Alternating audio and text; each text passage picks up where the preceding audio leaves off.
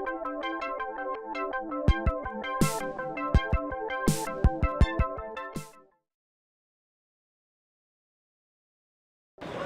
everyone, this is Schleicher from Gaming Trend, and I'm here with Adrienne, and she's with Indie Boards and Cards, and she's the designer of the new Shogunate card game, and this takes place in feudal Japan, it sounds like. It does. And so you're trying to support different clan leaders or something? Absolutely. So you have a line of succession, the shogun has died, and you are trying as a wealthy family to get somebody that is going to favor you into the position of the next shogun.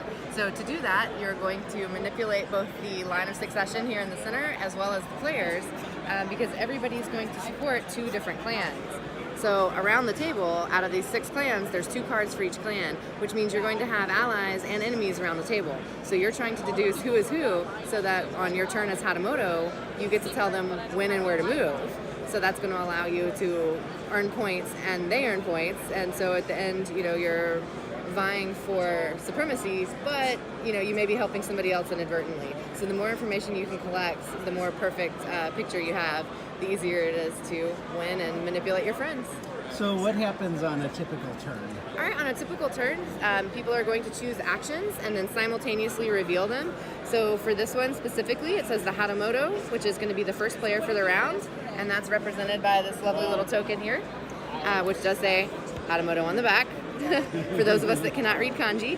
I would choose, as the Hatamoto, I would choose a card here in this line of succession and then have the player who played the card move it anywhere. So it's a lovely little give and take of power. So like I would say tiger, and for this round, these are the places that people score points. So right now, first, second, those people would score points. So if I were actually playing Tiger, if these were my loyalty cards, I would definitely want to have her in the second position so that she earns 2 points.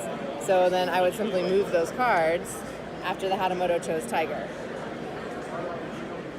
Okay, and there are definitely other actions that Oh, absolutely. So we have things that move up one, this is a move down one, and then share honor.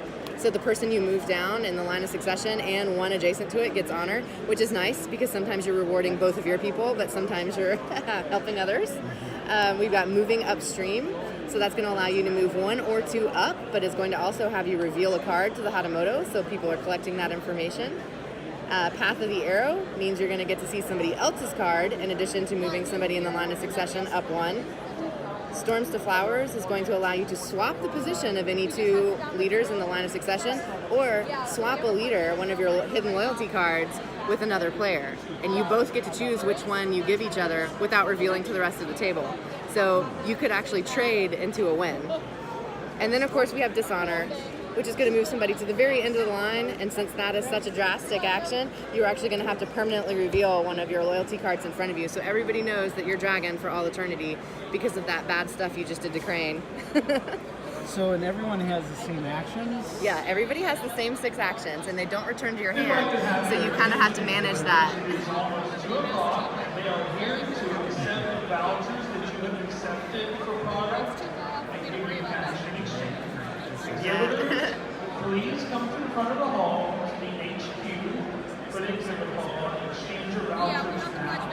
They will be here for approximately 20 to 30 minutes. Like the longest announcement. Also, attendees, please remember that we are accepting blood donations in 8113. And it's very important that we reach the 50 needs that we're aiming for. Wow. So take a moment out of your day, get a bite to eat, and go donate blood. Thank you. So when you select your action, do you choose it and then the next player gets to choose theirs, or how does that happen? You choose and place one face down in front of you. The entire table will, all the players except for the Hatamoto, and then you simultaneously reveal. So the Hatamoto can see the end of the action before they choose the next action.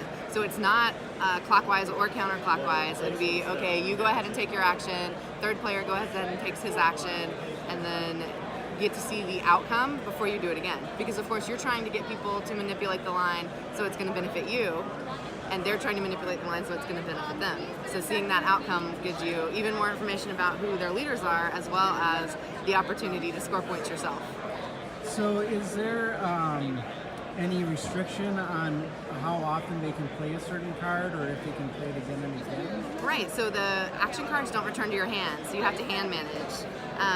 I've never had anybody need to actually recycle, but the only way to get cards back is to go ahead and play all 6, and then you would retrieve them and play them again. It would have to be a pretty cutthroat game of people removing honor and not letting anybody pass that threshold for that to happen, and I've never seen it happen. So once you've played it once, you generally do not get it back. So what triggers the end of the game? So for a 3-player game, you're going to, I think, 10 honor, and for a 4 and more player game, you're trying to get 12 honor between your 2 leaders.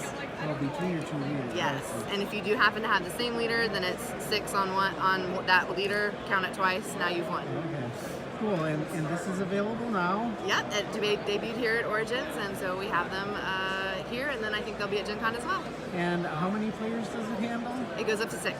And how long does a typical game take? So a typical 4-player game is about 15 to 20 minutes, depending on how cutthroat you are with your friends. Cool. Well, thank you for your time. Thank you so much.